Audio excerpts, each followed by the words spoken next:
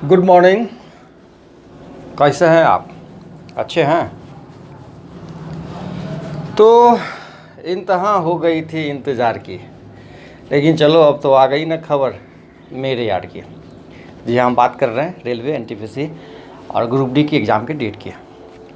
तो exam date declare हो चुका है, 15 दिसंबर से एग्ज़ाम होना शुरू हो जाएगा, है ना। बहुत इंतज़ार किया था आपने। अब उस इंतज़ार से कोई गिला और कोई शिकवा नहीं। अब उस इंतज़ार से क्या गिला और क्या शिकवा जो तेरे दीदार पे आगे ख़त्म हो, है ना। अब तो कोई शिकायत नहीं ना कि एग्ज़ाम का डेट कब निकलेगा कब निकलेगा कब निकलेगा, चलो आ गया। अब क्या है कि अब बढ़िया से तैयारी करनी है। तैयारी जब स्टार्ट करते हैं हम तो पता करते हैं कि सिलेबस क्या पढ़ना है। तो सिलेबस आपने देख लिया। सिलेबस में आपको पता है कि ज्योमेट्री पढ़ना है, और ज्योमेट्री में क्या पढ़ना है ये हम आपको बता रहे हैं। ज्योमेट्री में ट्रायंगल पढ़ना है, वो ऑलरेडी हम आपको बता चुके हैं। अगर आपने नहीं देखा है मेरे भाई तो घबराइए नहीं, वीडियो है आपके चैनल पे, एम्बिशन मैथमेटिक्स जहाँ लिखा हुआ है वहाँ क्लिक करिए, प्लेलिस्ट का ऑप्शन आएगा ऊपर पे और देखिए ज्योमेट्री ट्रायंगल के नाम से सारा वीडियो दे रखा है। पॉलीगन के नाम से भी सारा वीडियो दे रखा है। पॉलीगन मैंने बताया आपको मैंने ट्रायंगल बताया, और आज सर्कल बताने जा रहे हैं। कौन सा टॉपिक है? सर्कल। चलिए कॉपी कलम निकाल के बैठिए आराम से एकांत से जगह में जहाँ पे आपको डिस्टर्ब करने वाला कोई ना हो। सर्कल पढ़िए। सर्कल को हिंदी में कहते हैं भाई वृत्त, है ना। और जैसा हम उम्मीद करते हैं कि सर्कल नाम से ही आपके दिमाग में एक विजुअलाइजेशन फिगर आ गया होगा, है ना। आपने विजुअलाइज किया होगा कि सर्कल कैसा होता है ना। आपको मैं बता दूं सबसे पहले सर्कल की बात कि एक निश्चित पॉइंट से, एक पॉइंट है, इससे निश्चित दूरी पर एक बिंदु का जो पथ होता है, ठीक है, एक निश्चित दूरी मतलब इस पॉइंट से बराबर दूरी पर, इस पॉइंट से बराबर दूरी पर एक बिंदु पथ जो होता है उसी को कहते हैं हम सर्कल। और ये जो पॉइंट होता है इसको हम कहते हैं सेंटर। क्या कहते हैं? सेंटर कहते हैं, जिसको हिंदी में कहते हैं हम केंद्र। क्या कहते हैं? केंद्र। अब इस केंद्र से ये जो परिधि की दूरी है, ये सब दूरी, है ना, ये कहलाता है भाई त्रिज्या, है ना, रेडियस। क्या कहलाता है? रेडियस। कोई दिक्कत? ठीक है। अब देखिए, अब अगर हम एक सर्कल बनाते हैं तो अब एक चीज़ मैं आपको बताता हूँ कि सर्कल में अगर किसी परिधि के दो पॉइंट वाले परिधि को एक रेखाखंड से मिलाते हैं तो ये कहलाता है जीवा। क्या कहलाता है? जीवा। क्या? जीवा। अब देखिए, अगर ए से भी इस रेखाखंड की बात करते हैं तो ये जीवा है, और ए से भी अगर इसकी बात करते हैं, ये जो घुमा हुआ है ए से बी की दूरी, ठीक है, ये कहलाता है चाप। ये क्या कहलाता है? चाप। तो अगर ये छोटा है तो ये लघु चाप, और यहाँ से ये बड़ा है तो ये हो गया दीर्घ चाप, है ना। तो ये कौन सा है? लघु चाप। और ये कौन सा? दीर्घ चाप। और ये कौन सा? जीवा। फिर सुनिए, एक जीवा जो है वो केंद्र से होके गुजरेगा। कहाँ से? केंद्र से। और जो जीवा केंद्र से गुजरे ना उसको हम कहते हैं व्यास। क्या कहते हैं? व्यास। और एक सबसे जरूरी बात है, वृत्त में सबसे बड़ी जीवा जो होती है ना वो होती है व्यास। और उससे भी बड़ी बात ये है कि व्यास जो होता है ना वो त्रिज्या की दुगुनी। व्यास किसकी दुगुनी? त्रिज्या की दुगुनी। मतलब अगर इस पॉइंट से आधी दूरी हम देखते हैं तो ये त्रिज्या, और पूरी दूरी देखते हैं तो ये व्यास। ठीक है, कोई दिक्कत नहीं। इतनी बात ही आप समझ गए। जो पार्ट मैंने आपको बताया, मैंने केंद्र बताया, मैंने आपको त्रिज्या बताया, मैंने आपको जीवा बताया, मैंने आपको व्यास बताया। उसके बाद सुनिए, ये जो सर्कल है, ये सर्कल है ना, ये जो कंप्लीट आप राउंड देखते हो, ये टोटल राउंड, ये कहलाता है परिधि। इसको कहते हैं परिमाप, ठीक है, जिसका फॉर्मूला आपने पढ़ा है 2πr। अब कहोगे ये 2πr क्या होता है? मैं आपको बता दूं सिंपल सा। आप एक एग्जांपल ऐसे देखो कि अगर आपने किसी तार को घुमा के ऐसे बना दिया, सर्कल बना दिया, इस सर्कल को क्या करो? बीच से काटो, है ना।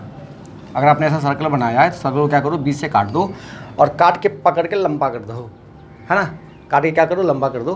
तो जितना ये मेजरमेंट आप ये नाप के आएगा ना, वही क्या होगा? आपका परिधि, सर्कल की परिधि। तो ये जितना तार का इस्तेमाल करके इसको गोल बनाया गया है, यही क्या होता है? परिधि। तो ये जो गोल है इसकी जो लंबाई है वही क्या होता है? परिमाप। अब मैं आपको एक छोटी सी बात बताता हूँ, बड़ा ध्यान से सुनिएगा। सर्कल में जितने भी सवाल हैं, कुछ मेंसुरेशन के डिपार्टमेंट से है और कुछ ज्योमेट्री के डिपार्टमेंट से है। तो कभी कभी बच्चे क्या गलती करते हैं ना कि जब ये पढ़ते हैं सर्कल तो मेंसुरेशन के सवाल को भी लगाना शुरू कर देते हैं, ज्योमेट्री को भी लगाना शुरू कर देते हैं। ऐसा गलती नहीं करना है। सर्कल ज्योमेट्री का जो पार्ट है उसको पहले पढ़ेंगे, मेंसुरेशन का जो पार्ट है उसको अलग पढ़ेंगे, ज्योमेट्री का जो पार्ट है उसको अलग पढ़ेंगे। ये बेशक बहुत ज़्यादा सिवियरिटी है दोनों में, लेकिन फिर भी ज्योमेट्री है, मेंसुरेशन है। तो कभी कभी क्या होता है कि हम जब आप मेरा वीडियो देख रहे हैं तो आपको लगेगा कि अरे कुछ सवाल मेरा छूट रहा है। ऐसा इसलिए लगता है क्योंकि आप उस वीडियो में हो सकता है कि मेंसुरेशन के भी सवाल को देख रहे होंगे, इसलिए ऐसा लगेगा। मैं आपसे प्रॉमिस करता हूँ कि आप लगातार मेरे साथ बने रहिए।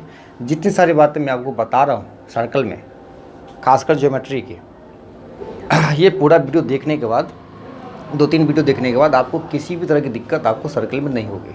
बस है कि आप मेरे साथ लगातार बने रहे और कंप्लीट वीडियो देखिए। अगर आप ये नोट करना चाहते हैं तो नोट कर लें, नहीं तो अब मैं इसको मिटा देता हूँ।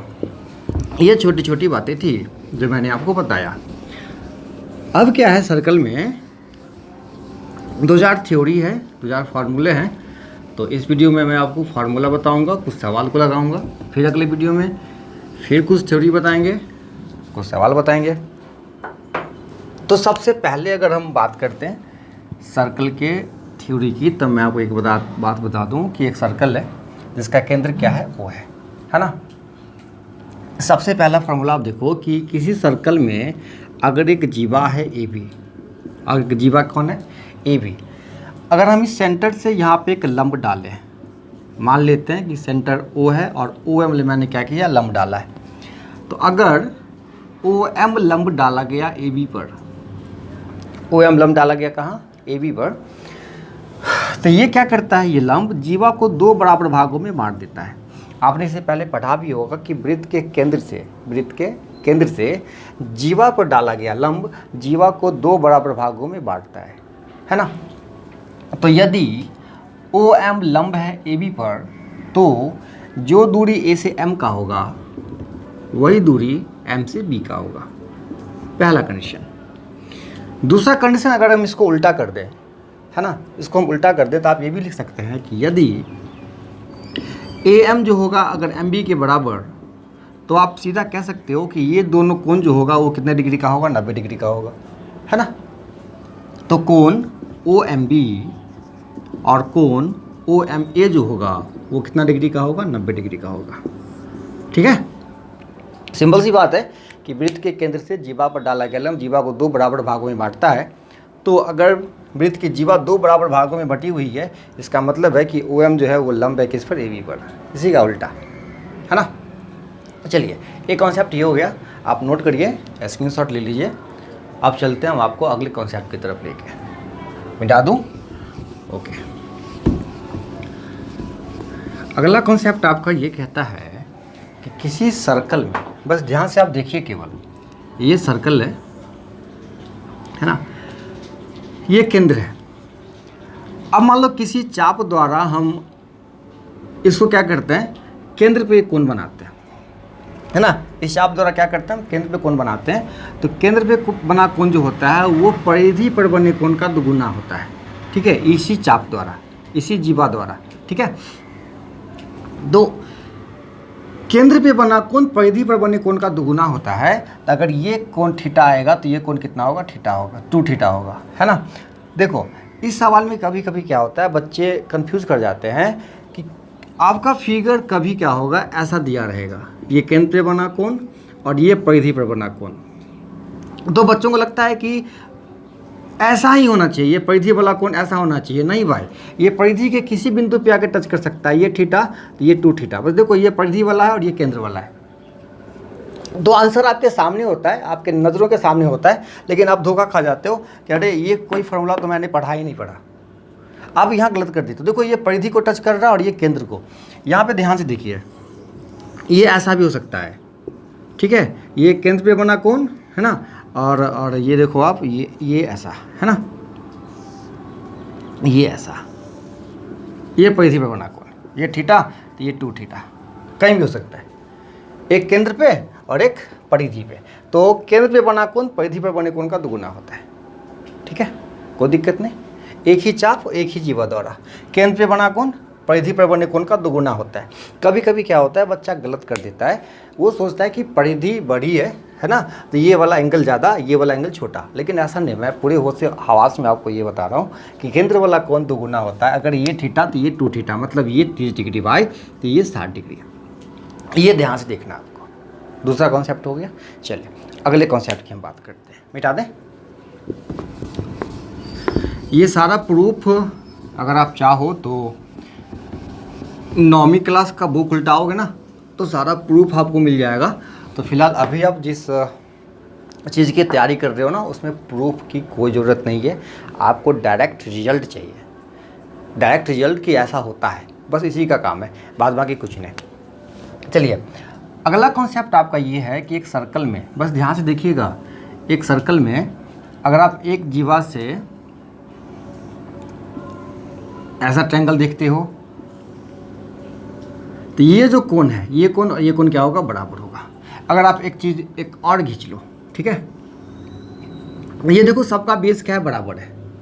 सबका बेस ए बी है, ए बी जीवा है, और इसी बेस पे आपने 3 कोण अंतरित किए हैं। तो ये अगर मान के चलो थीटा है तो ये भी थीटा होगा और ये भी क्या होगा, थीटा होगा। आपके फिगर में जनरली क्या होता है, 2 फिगर ऐसे बने होते हैं, एक ऐसा और एक ऐसा। दोनों का बेस क्या है, सेम है। देखो तो ये एंगल थीटा, तो ये भी एंगल क्या होगा, थीटा, है ना। अब क्या करता है कि बच्चों को कंफ्यूज करने के लिए एक और फिगर डाल देता है। तो यहाँ कोई दिक्कत नहीं है, यहाँ पे अगर एक और हो जाएगा ना तो ये भी क्या होगा, थीटा ही होगा। ज़्यादा परेशान होने की कोई ज़रूरत नहीं, ठीक है। बस आप फिगर देखिए, ध्यान से देखते रहिए, अच्छे से समझते रहिए, नोट करते रहिए, है ना। चलिए मिटा दें। ओके, अगला फिगर आपका इस तरह बनता है, जैसे एक सर्कल है।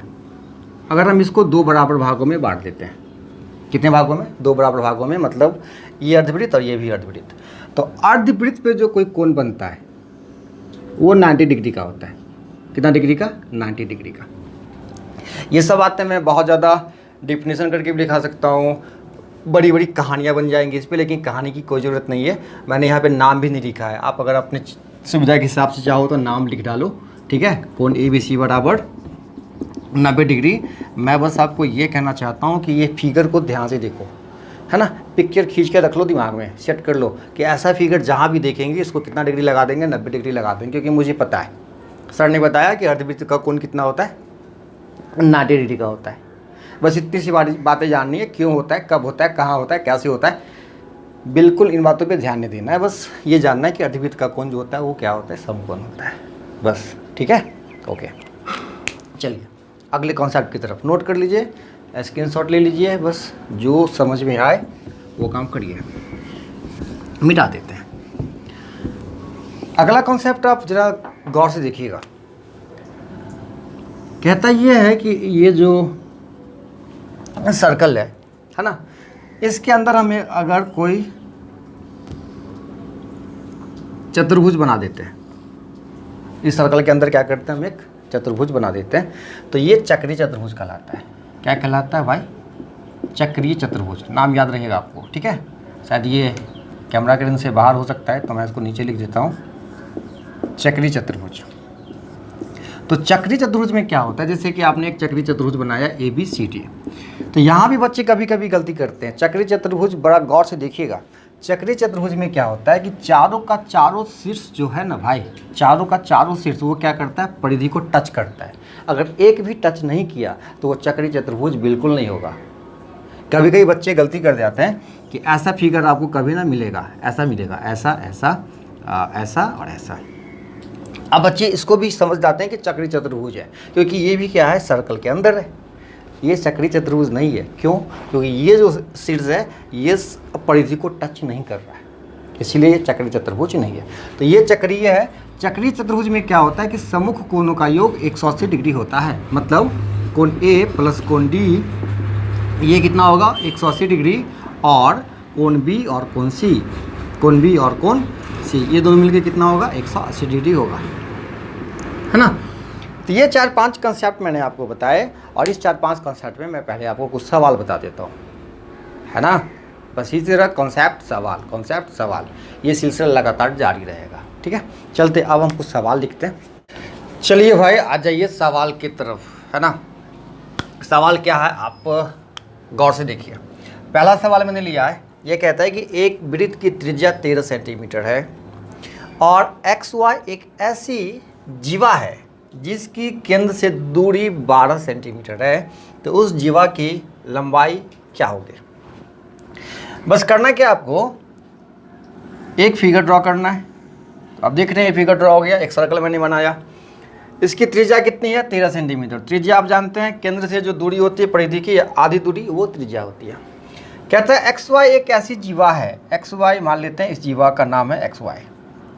ऐसी जीवा है जिसकी केंद्र से दूरी 12 सेंटीमीटर है। केंद्र से दूरी कितना है, 12 सेंटीमीटर। मान लेते हैं ये दूरी है और ये परपेंडिकुलर है और ये 12 सेंटीमीटर है। केंद्र से दूरी 12 सेंटीमीटर और ये जो है इस केंद्र से O से X की दूरी 13, O से Y की दूरी भी 13, है ना। तो आपसे क्या पूछता है, जीवा की लंबाई। तो ये जीवा X से Y तक है जीवा। सबसे पहले क्या करेंगे, इस ट्रायंगल में देखो, इसका नाम हम M दे देते हैं। तो O, M और X में, O, M और X, तो ये दूरी है, मतलब ये परपेंडिकुलर होगा। तो O, M, X में OM 12 और OX 13। तो यहाँ से अगर हम XM की वैल्यू निकालें तो आपको भली भांति पता है, आप लिख सकते हो OX square minus OM square, मतलब 13 का स्क्वायर माइनस 12 का स्क्वायर। तो 13 का स्क्वायर 169 माइनस 144, 25 बराबर 5। ये हो गया 5। अब ये 5, ये भी 5, पूरा XY जो हो गया वो 10 हो गया। ठीक है, मैंने आपको ट्रायंगल में पाइथागोरस ट्रिपलेट्स बताया है, शायद उसमें मैंने ये बताया है कि कुछ पाइथागोरस ट्रिपलेट्स हैं, जैसे कि 3, 4, 5, ये क्या है, पाइथागोरस त्रिक है। 5, 12, 13, ये क्या है, पाइथागोरस त्रिक है। 7, 24, 25, ये क्या है, पाइथागोरस त्रिक है। 8, 15, 17, ये क्या है, पाइथागोरस त्रिक है ना। 9, 40, 41, ये क्या है, पाइथागोरस त्रिक। तो समकोण त्रिभुज में अगर एक भुज आपको 3 मिले, एक 4 मिले, तो डेफिनेटली तीसरा जो होगा 5 होगा। एक 5 हो, एक 12 हो, तो डेफिनेटली 13 होगा। तो अगर एक ही 12 है और दूसरा 13 है तो पहला क्या होगा, 5 होगा। तो यहाँ आप देखो, एक 13 है, एक 12 है, तो तीसरा 5 होना ही होना है, इस बात की पूरी गारंटी है। तो आपको इतना कैलकुलेशन भी नहीं करना था। आपने देखा 13, 12, तो ये 5 होगा ही होगा, क्योंकि 5, 12, 13 का कॉम्बिनेशन होता है, कॉम्बो 5, 12, 13 का, है ना। तो 5, 12, 13, ये 5, ये भी 5, कुल मिला के 5, 5, 10, ये हो गया पहले सवाल का आंसर। चलिए अब दूसरे सवाल की तरफ चलते हैं। पहला सवाल का खेल ख़त्म, दूसरा सवाल तब तक आप देखिए, पढ़ के देखिए क्या कहता है, तब तक मैं इसको मिटा देता हूँ। चलिए, कहता क्या है कि दो बराबर के वृत्त एक दूसरे के केंद्र से होके गुजरते हैं। दो बराबर के वृत्त, बराबर के वृत्त मतलब क्या, बराबर त्रिज्या के वृत्त एक दूसरे के केंद्र से होकर गुजरते हैं। तो ये केंद्र है और ये भी केंद्र है, एक दूसरे के केंद्र से होकर गुजर रहा है। ठीक है, अब क्या कहता है, यदि प्रत्येक वृत्त की त्रिज्या 5 सेंटीमीटर हो तो उनकी उभयनिष्ठ जीवा की लंबाई क्या होगी। उभयनिष्ठ जीवा, जीवा समझ में आ गई बात, जीवा क्या है, ये जीवा है ना। परिधि पर 2 पॉइंट को मिलाने वाला रेखाखंड जीवा है। आपको कहता है कि उभयनिष्ठ जीवा मतलब ऐसी जीवा जो दोनों में हो, कॉमन हो। तो ये देखिए, यहाँ से यहाँ तक अगर हम एक लाइन ड्रॉ करते हैं तो ये क्या होता है, उभयनिष्ठ जीवा। इसी का लंबाई आपसे पूछ रहा है। अभी आप एक बात बताओ, यहाँ से यहाँ तक अगर हम मिला दें तो ये कितना है, 5 है, क्योंकि ये त्रिज्या कितना दे रखा है, 5। कितना है त्रिज्या, 5 है ना। देखिए, अगर ये पूरा यहाँ से यहाँ तक 5 है मेरे भाई, तो ये कितना हो जाएगा, 5/2।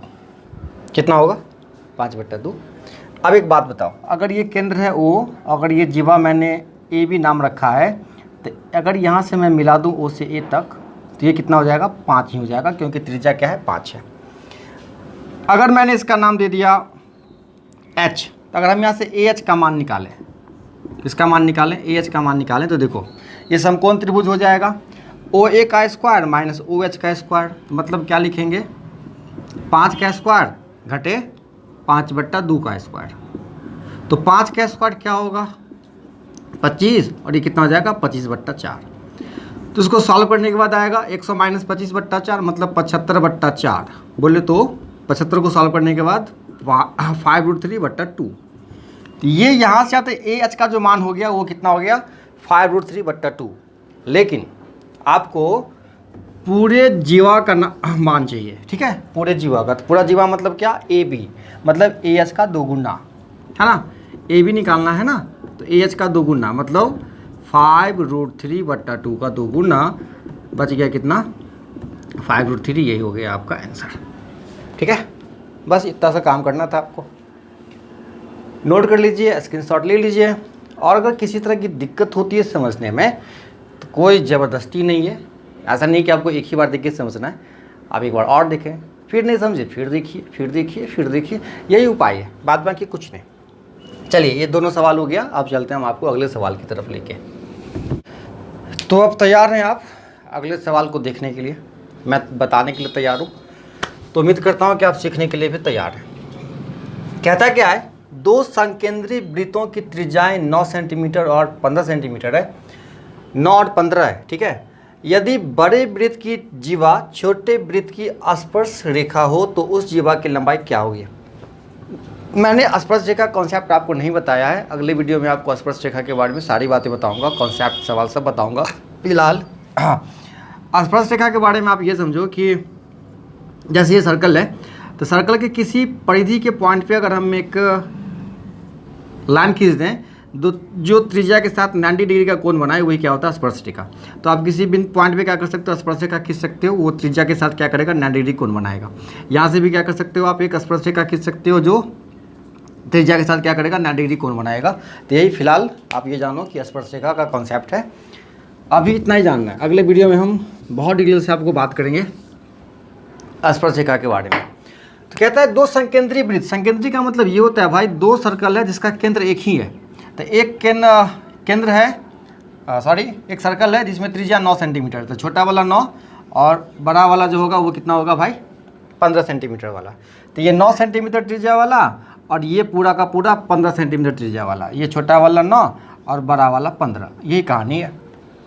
अब क्या कहता है, यदि बड़े वृत्त की जीवा छोटे वृत्त की स्पर्श रेखा हो, मतलब बड़े वृत्त की जो जीवा है छोटे वृत्त को क्या कर रहा है, टच कर रहा है, ऐसे स्पर्श रेखा है। तो आपसे क्या पूछ रहा है, उस जीवा की लंबाई, इस जीवा की लंबाई आपसे पूछा जा रहा है।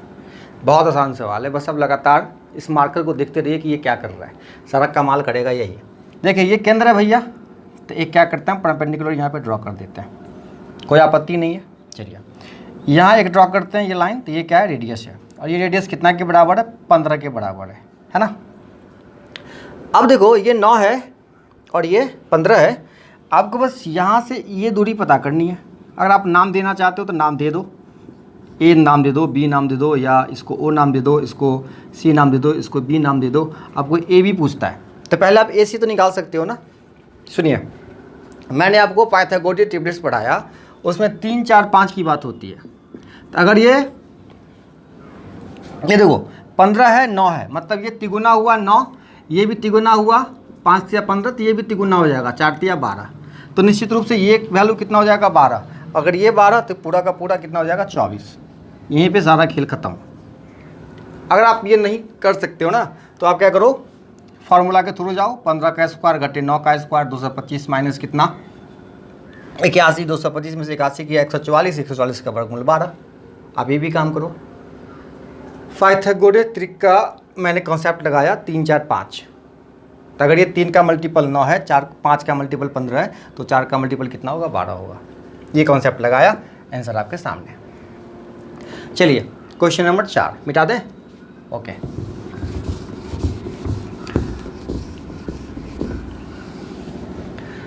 एक वृत्त की जीवा की लंबाई वृत्त की त्रिज्या के बराबर है। एक सर्कल है, इसकी जो जीवा है, मान लेते हैं ये भी जीवा है, वो किसके बराबर है, रेडियस के बराबर है। तो ये रेडियस है। कितना बच्चों वाला बात है कि अगर ये त्रिज्या के बराबर जीवा है, मतलब ये कौन सा त्रिभुज हो गया, इक्विलैटरल ट्रायंगल, समबाहु त्रिभुज। मतलब तीनों कोण आपस में क्या होंगे, 60, 60, 60 होगा कि नहीं होगा।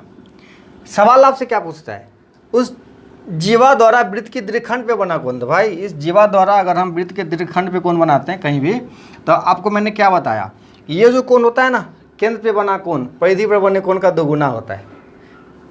कुछ देर पहले याद करिए, मैंने आपको बताया था केंद्र पे बना कोण परिधि पर बने कोण का दोगुना होता है। मतलब ये 60 है, इसका सीधा मतलब है ये कितना होगा, 30 डिग्री का होगा। बस मारिए टिक, बाहर निकलिए। ठीक है, चलिए अगले सवाल की तरफ चलिए। चलिए आ जाइए अब कुछ और नए सवालों की तरफ। सवाल आपका 5वां नंबर सवाल इस प्रकार है, कहता है एक वृत्त की जीवा 10.1 सेंटीमीटर है तो इस वृत्त की त्रिज्या कितनी होनी चाहिए। बहुत ही कॉन्सेप्चुअल क्वेश्चन है। कॉन्सेप्ट आपने पढ़ा है कि वृत्त की सबसे बड़ी जीवा वृत्त का व्यास, व्यास से बड़ी कोई जीवा होगी नहीं। ठीक है, तो यहाँ पे जीवा कितना दे रखा है 10.1 सेंटीमीटर, तो त्रिज्या क्या होगा। पहला ऑप्शन मैंने लिया है 5 सेंटीमीटर, तो अगर 5 सेंटीमीटर त्रिज्या हम लेते हैं तो 5 सेंटीमीटर त्रिज्या तो 10 सेंटीमीटर का व्यास, उससे ज़्यादा होना नहीं चाहिए। लेकिन यहाँ जीवा क्या है 10.1 सेंटीमीटर, तो सीधा मतलब है कि 5 सेंटीमीटर तो होगा ही नहीं। अगर हम 5 सेंटीमीटर से छोटी की बात करते हैं तो 5 सेंटीमीटर से छोटी अगर हम मान लेते हैं 4 सेंटीमीटर का ले लेते हैं त्रिज्या, तो इसका व्यास मैक्सिमम क्या होगा 8 होगा। 5 से छोटी अगर कुछ भी हम लेंगे ना तो इसका क्या होगा व्यास 10 को क्रॉस करेगा ही नहीं। लेकिन यहाँ तो जीवा क्या है 10.1 सेंटीमीटर है, तो कोई जीवा ज़्यादा हो ही नहीं सकती है। किससे ज़्यादा, व्यास से ज़्यादा। तो यहाँ पे एक ही मामला यहाँ फिट बैठता है कि 5 से बड़ी अगर कोई त्रिज्या है तब जाके ही उसका जीवा 10.1 सेंटीमीटर हो सकता है, बढ़ना नहीं हो सकता है। ठीक है, तो ये आंसर हो गया आपका 5 से बड़ी। चलिए अगले सवाल की तरफ। 10 सेंटीमीटर व्यास वाले एक वृत्त में 10 सेंटीमीटर व्यास वाले एक वृत्त में प्रत्येक 8 सेंटीमीटर लंबी दो समांतर जीवाओं के बीच की दूरी क्या होगी। चलिए बहुत आसान सवाल है। पहले क्या करते हैं, एक सर्कल बनाते हैं। तो सर्कल में एक केंद्र तो होगा ही होगा, और दो त्रिज्या है 8 सेंटीमीटर वाली, तो एक 8 यहाँ होगा, एक 8 यहाँ होगा। हो सकता है कि आप कहोगे सर आप केंद्र की एक ही पट्टी लेते दोनों 8, ये तो कभी पॉसिबल ही नहीं है, क्योंकि जैसे हम त्रिज्या का जगह चेंज करेंगे क्या होगा, जीवा का चेंज करेंगे जगह, तो जीवा लंबी छोटी होनी शुरू हो जाएगी। तो जितना हम केंद्र के नज़दीक आते जाएंगे जीवा की लंबाई बढ़ती चली जाएगी, और केंद्र के पीछे चलते जाएंगे जीवा की लंबाई छोटी होती चली जाएगी। और यहाँ कहता है कि दोनों जीवा 8 सेंटीमीटर का होना चाहिए, मतलब दोनों केंद्र से बराबर दूरी पे होना चाहिए। अब क्या कहता है, व्यास 10 सेंटीमीटर है, मतलब त्रिज्या 5 सेंटीमीटर, तो ये आप तो लाइन ड्रॉ कर सकते हो, ये भी 5 है ना, ये भी 5, और ये पूरा का पूरा आपको निकालना है। और जीवा कितना कितना है 8 है, तो ये पूरा 8 है, तो ये 4, ये भी 4। अब आप मुझे तो सॉरी ये 8 है, तो ये 4, ये भी 4, तो ये 4 5, तो ये डेफिनेटली ये दूरी कितना 3 3 4 5, पाइथागोरियन टेबलेट्स मैंने आपको बताया 3 4 5, तो ये भी 3 4 5, तो पूरा कितना हो गया 3 3 6। ये हो गया आपका दोनों जीवा के बीच की दूरी 6 सेंटीमीटर, है ना। चलिए अगले सवाल के लिए तैयार हो जाइए।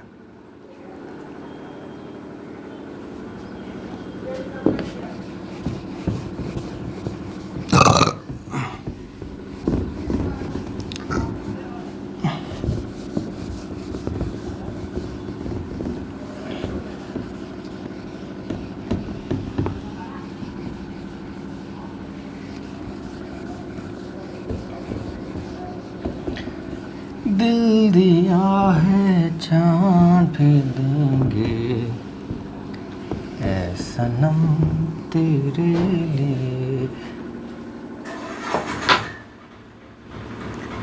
दिल दिया है जान भी देंगे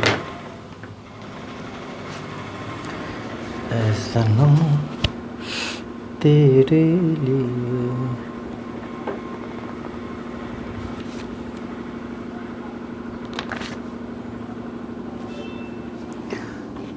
हर कर्म अपना करेंगे ऐ सनम तेरे लिए।